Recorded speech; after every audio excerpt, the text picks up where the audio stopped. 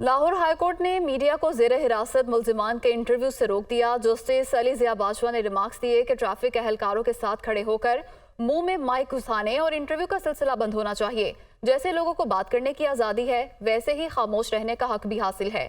محمد Ashfaq report کریں گے۔